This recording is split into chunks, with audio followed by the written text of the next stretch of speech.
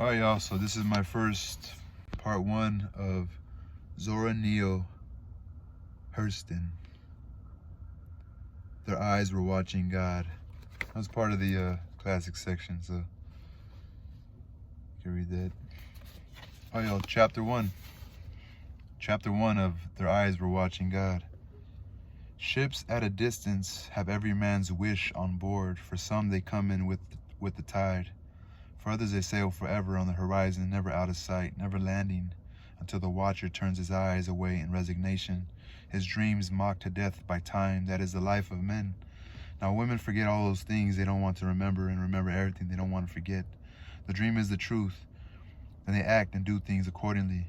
So the beginning of this was a woman, and she had come back from burying the dead, not the dead of sick and ailing with friends at the pillow and the feet. She had come back from the sodden and the bloated, the sudden dead, their eyes flung wide open in judgment. The people all saw her come because it was sundown. The sun was gone, but he had left his footprints in the sky. It was a time for sitting on porches beside the road. It was a time to hear things and talk. These sitters had been tongueless, earless, eyeless conveniences all day long. Mules and other brutes had occupied their skins, but now the sun and the boss man were gone, so the skins felt powerful and human. They became lords of sounds and lesser things. They passed nations through their mouths. They sat in judgment.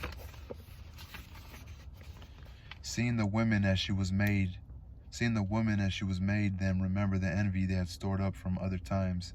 So they chewed up the back parts of their minds and swallowed with relish. They made burning statements with questions and killing tools out of laughs. It was mass cruelty, a mood come alive. Words walking without masters, walking all together like harmony in a song. What's she doing coming back here in them overalls? Can't she find no dress to put on? Where's that blue satin dress she left here in? Where all that money her husband took and died and left her? What that old 40-year-old woman doing with her hair swinging down her back like some young gal? Where she left that young lad of a boy she went off here with? Thought she was going to marry. Where he left her? What he done with all her money? Bet she off with some gal so young she ain't even got no hair. Is why she don't stay in her class. When she got to where they were, she turned her face on the bander log and spoke. They scrambled a noisy good evening and left their mouths setting open and their ears full of hope.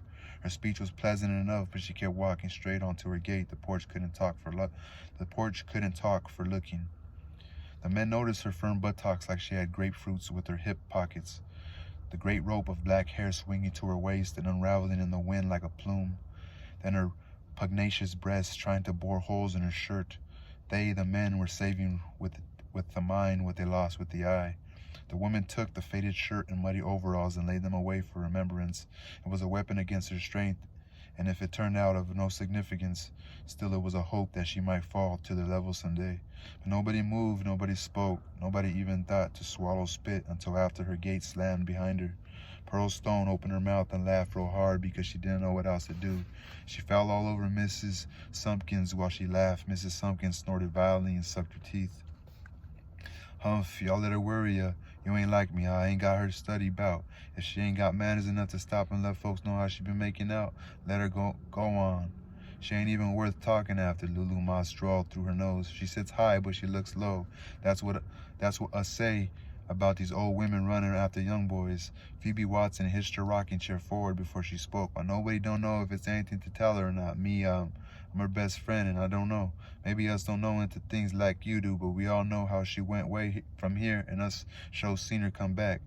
Tain't no use in you trying to cloak no old woman like Janie Starks. Phoebe, friend or no friend, at that she ain't so old as some of y'all dads talking. She was past 40 to my knowledge, Phoebe.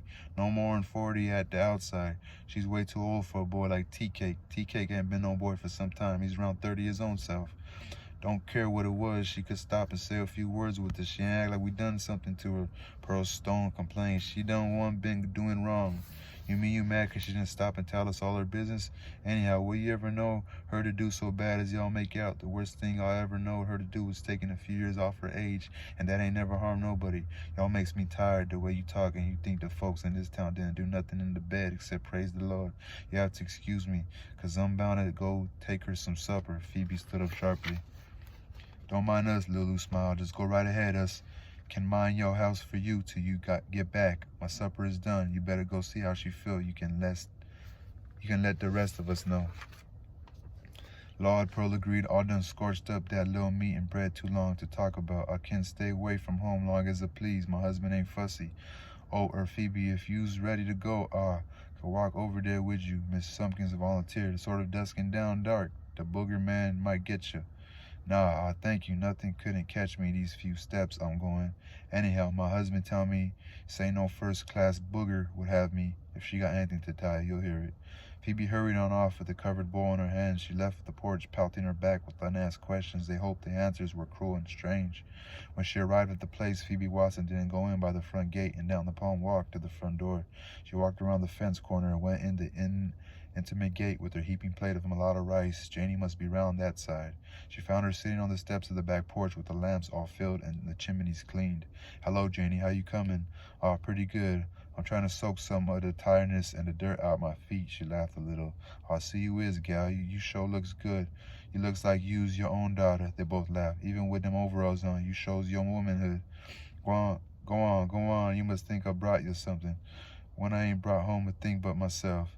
That's a gracious plenty. Your friends wouldn't want nothing better. Takes that flattery off you, Phoebe, 'cause I know it's from the heart. Jenny extended her hand. Good Lord, Phoebe.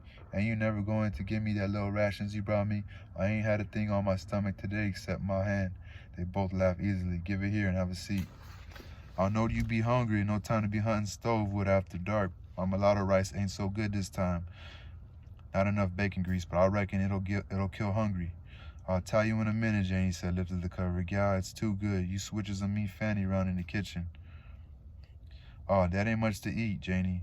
But I'm liable to have something show enough good tomorrow, 'cause you done come. Janie ate heartily and said nothing. The very colored cloud dust that the sun had stirred up in the sky was settling by slow degrees. Here, Phoebe, take your old plate. I ain't got a bit of use for an empty dish. That's grub show come in handy. Phoebe laughed at her friend's rough joke. You just as crazy as you ever was. Hand me that wash rag on that chair by you, honey. Let me scrub my feet. She took the cloth and rubbed vigorously. Laughter came to her from the big road. Well, I see Mouth Almighty is still sitting in the same place, and I reckon they got me up in their mouth now. Yes, indeed. You know, if you pass some people and don't speak to Yes, indeed. You know, if you pass some people and don't speak to suit them, they got to go way back in your life and see what you ever done. They know about you than you do yourself. An envious heart makes a treacherous ear. They done heard about you just what they hope done happen. If God don't think no more about 'em than do, there's a lost ball in the high grass. Oh, here's what they say, 'cause they just will collect round my porch, 'cause it's on the big road. My husband gets so sick of 'em sometimes, he makes 'em all get for home. Sam is right too. They're just wearing out your sitting chairs. Yeah, Sam say most of them goes to church so they'll be sure to rise in judgment. That's the day that every secret is supposed to be made known. They wants to be there and hear it all. Sam is too crazy. You can't stop laughing when he's around him. He says he aims to be there himself so he can find out who stole his corncob pipe. Phoebe, that Sam of yours just won't quit, crazy thing. Most of these zigaboos is so het up over your business till they liable to hurry theyself to judgment to find out about you if they don't soon know. You better make haste and tell him about you and TK getting married, and if he taking all your money and went off with some young gal, and where at he is now, where at is all your clothes that you got to come back here in overalls. I don't mean to bother with telling him nothing, Phoebe. Tain't worth the trouble. You can tell him what I say if you wants to. That's just the same as me, 'cause my tongue is in my friend's mouth. If you so desire, I'll tell him what you tell me to tell him. To start off with, people like them waste up too much time putting their mouth on things they don't know nothing about. Now they got to look into me loving tea cake and see whether it was done right or not. They don't know if life is a mess of cornmeal dumplings and if love is a bed quilt. So long as they get a name to gnaw on, they don't care whose it is and what about, especially if they can make it sound like evil. If they wants to see and know what they don't come kiss and be kissed. So if they wants to see and know why they don't come kiss and be kissed, I could then sit down and tell them things. I've been a delegate to the big association of life, yes sir. The Grand Lodge, the big convention of living is just where I've been this year and a half. Y'all ain't seen me. They sat there in the fresh young darkness, close together, Phoebe eager to feel and do through Janie, but hating to show her zest for fear it might be thought mere curiosity. Janie full of that oldest human longing, self-revelation. Phoebe held her tongue for a long time, but she couldn't help moving her feet, so Janie spoke. They don't need to worry about me and my overall as long as I still got $900 in the bank. TK got me into wearing them, following behind him. TK ain't wasted up no money of mine. He ain't left me for no young gal neither. He give me every consolation in the world. He tell him so too if he was here, if he wasn't gone. Phoebe dilated all over with eagerness. TK gone. Yeah, Phoebe, TK is gone. And that's the only reason you see me back here, because ain't got nothing to make me happy no more where I was at, down in Everglades there, down on the muck. It's hard for me to understand what you mean the way you tell it, and then again, hard of understanding at times. Nah, tain't nothing like you might think. So tain't no use in me telling you something unless I give you the understanding to go along with it. Unless you see the fur, a mink skin ain't no different from a coon hide. Look at here, Phoebe. It's Sam waiting on you for his supper. It's already in waiting. If he ain't got sense enough to eat it, that's his hard luck. Or then we can sit right where we is and talk, and got the house all open up to let this breeze get a little catching. Phoebe, we've been kissing friends for 20 years. So I depend on you for a good thought. So I'll depend on you for a good thought. And I'm making to you from that standpoint. Oh, and I'm talking to you from that standpoint. Time makes everything old, so the kissing. Oh, time makes everything old, so the kissing, young darkness became a monstrous old thing while Janny talked. All right, that was the end of that chapter. So it's a lady named Janny talking to her friend Phoebe, who must be her neighbor. But Phoebe has friends that come over to her house and just gossip about her. I guess she's like 40 years old. She dated a young guy. She must have moved. Seems like she doesn't dress really all that much like how everybody else dresses and things like that. Again, it's just like this is a book of the African American culture after like when they times of developing. This book was written like in the 40s or 50s. Because look at this lady, she's the author. Look how older she looks. Look at, she's like from the 40s or 50s. She passed away in 1960. But yeah, so this book must have been written in the 40s or the 50s, I'm pretty sure. Or maybe even like late, whatever. So awesome book. I like the first chapter, man. It's pretty dope. It's like people are gossiping. Like, why you want to gossip about people, Like, leave people alone just because they don't say hi to you. Come on, man. It's childish.